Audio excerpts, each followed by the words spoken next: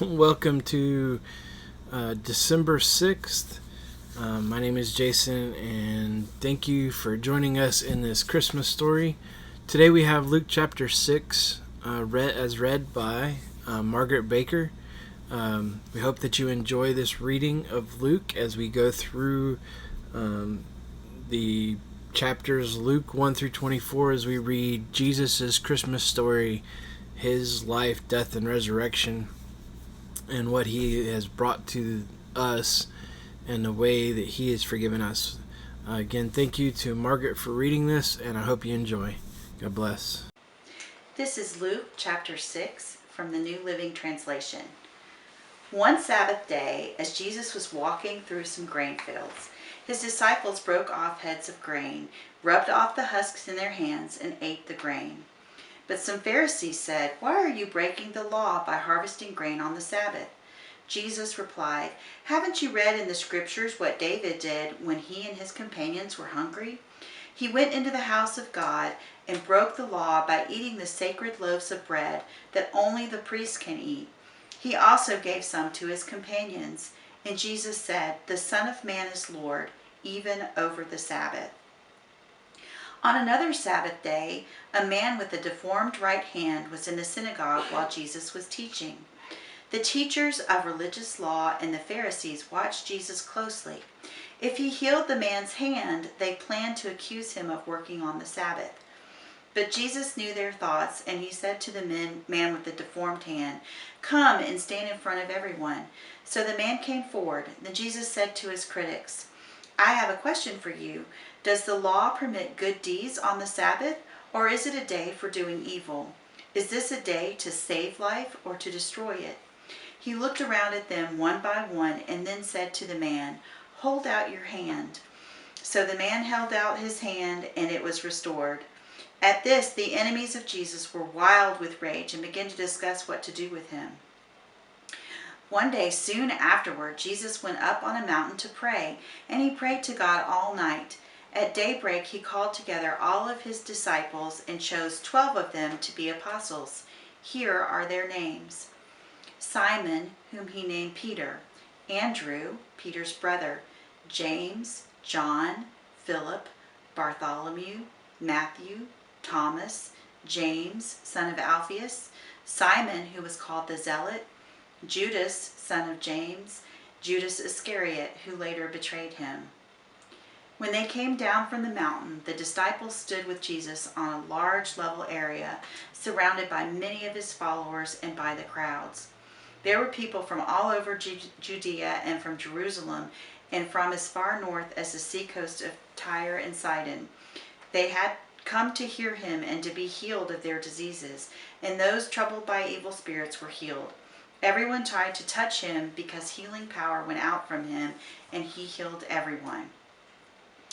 Then Jesus turned to his disciples and said, "God blesses you who are poor, for the kingdom of God is yours. God blesses you who are hungry now, for you will be satisfied. God blesses you who weep now, for in due time you will laugh.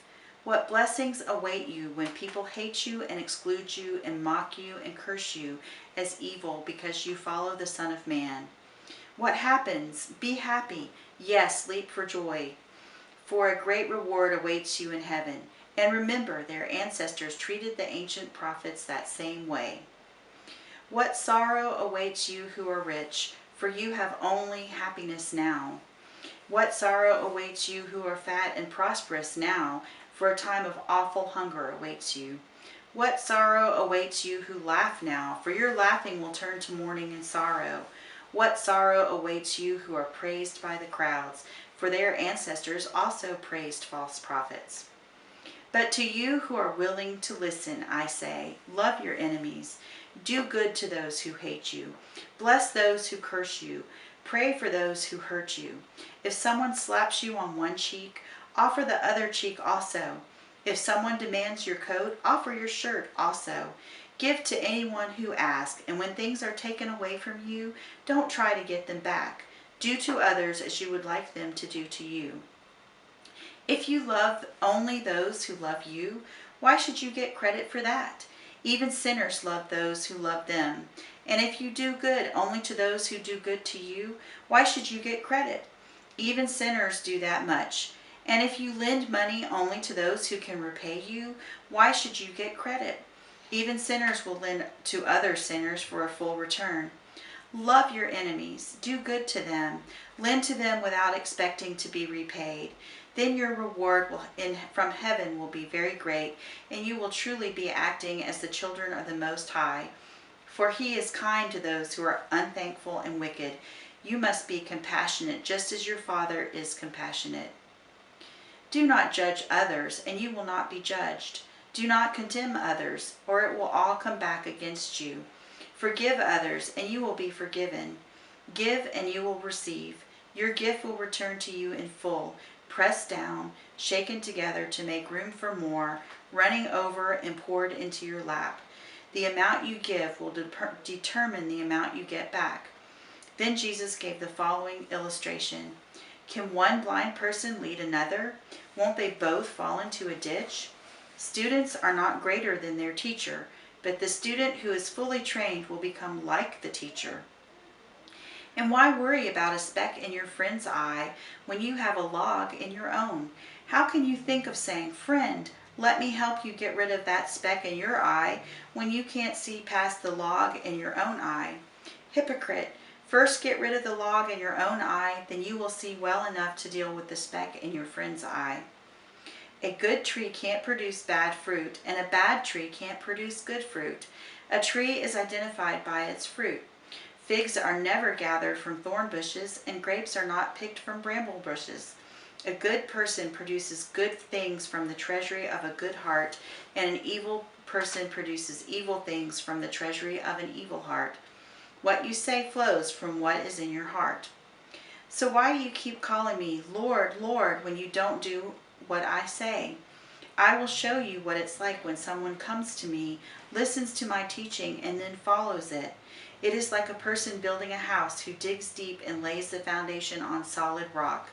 When the floodwaters rise and break against that house, it stands firm because it is well built. But anyone who hears and doesn't obey is like a person who builds a house right on the ground without a foundation. When the floods sweep down against that house, it will collapse into a heap of ruins. Perfect. Stumbled around some there. No. We are blessed that you have joined us, and we thank you for continuing to be along with us in this Christmas story.